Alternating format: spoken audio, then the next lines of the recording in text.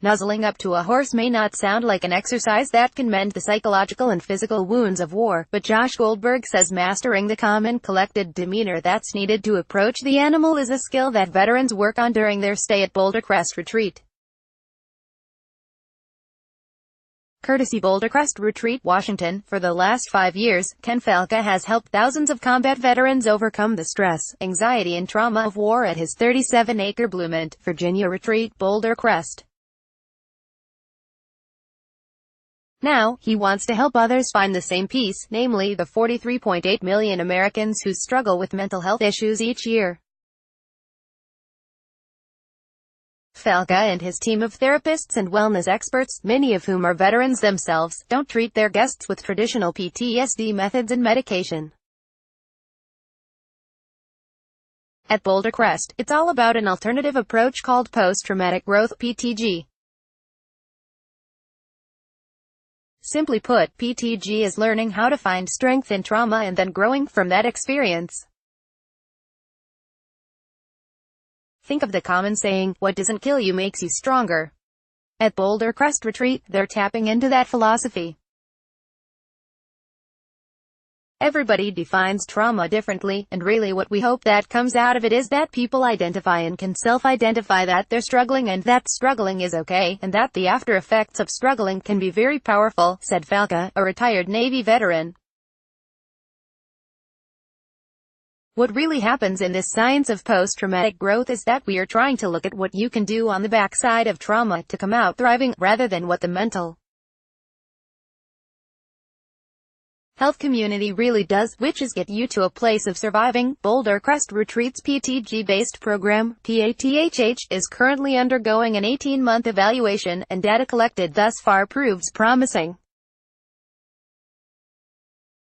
According to Falca, the PTG approach is about 2 to 3 times more effective than traditional mental health care. Results show PATHH participants experienced a 50% reduction in depression and anxiety, and a 40% reduction in stress.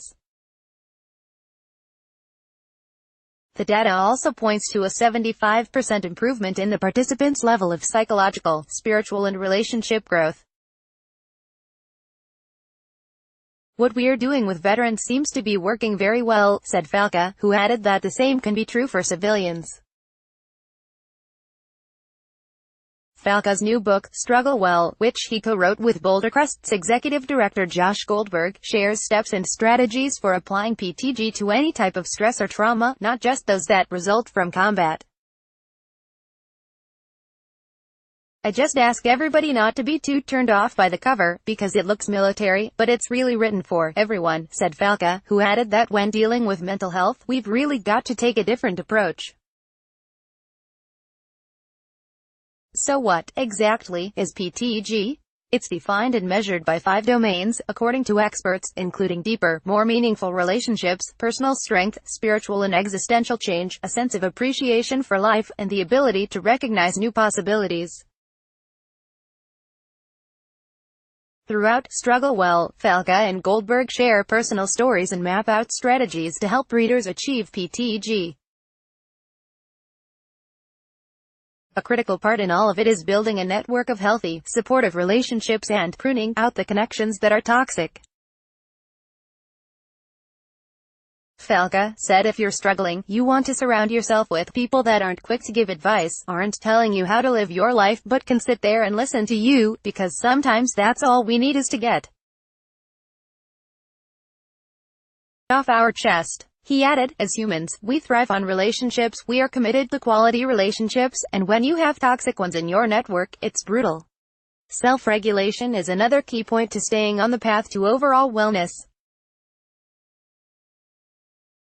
We always tell people, those who can't self-regulate, self-medicate, said Falca, who explained that Boulder Crest Retreat uses activities such as equine therapy, meditation and horticultural therapy to instill regulation practices. In addition to helping people immediately, Falca hopes his organization's work in PTG and Struggle Well helps to change the course of care when it comes to mental health. There's just not a lot of innovation in this space.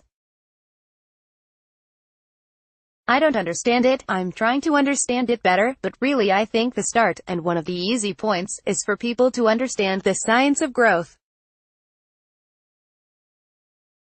Because even if you continue to use the common treatments that you use, the prolonged exposure and the cognitive processing therapy, but you start to have conversations about growth and health and wellness after trauma, it just changes the perspective of the patient and the client significantly, he said. There are some small things we can do, but really what's needed is a large amount of money and a large amount of innovation. Then, he added, it just seems like the country's in a bit of a funk right now. And we're just trying to do our part to help people get better and get through life in a meaningful way. Like WTOP on Facebook and follow at Top on Twitter to engage in conversation about this article and others. Copyright 2018 WTOP. All rights reserved. This website is not intended for users located within the European Economic Area.